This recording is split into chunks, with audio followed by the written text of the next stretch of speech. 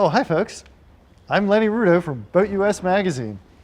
And it might not look like I'm working right now, but, well, okay, I'm not working right now, I'm relaxing. But that's part of why I'm here today at Waterfront Marine in Edgewater, Maryland, sitting on this Robalo R180. It has nice new vinyl cushions, and we want to talk today about how to keep them looking nice and new. Here's rule number one. It's very simple. If you have removable cushions on your boat, remove them when they're not in use. Stow them away where they're protected from the sun and the rain. As for the cushions that are affixed to your boat, rule number one is keep them clean. Give them regular wash downs with soap and water.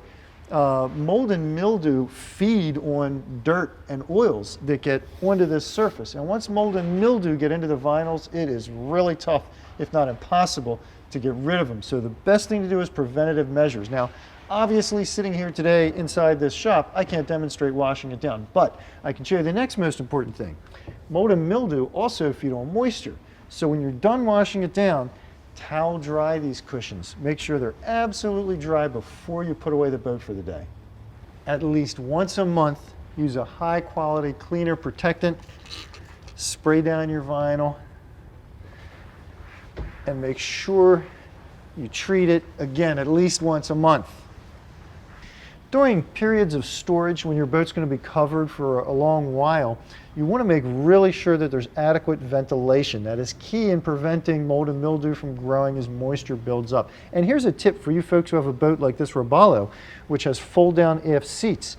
Leave those seats folded up. I'm sure in the past you've probably seen dirt collects around these edges, and where the seats kiss, that's often where mold and mildew begins. Leave them in the up position so they get plenty of air flowing across them, and they'll hold up much better in the long term.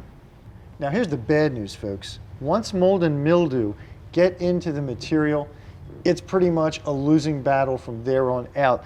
Even when you get the vinyl completely clean, the spores are still in the cushions, and it just keeps coming back season after season. Now you might be tempted to use a bleach or a similarly harsh cleaner to clean your seats off. That will work, but bear in mind, it will also do serious damage, particularly to the stitching in the vinyls, and after you use bleach, its lifespan is going to be very short indeed.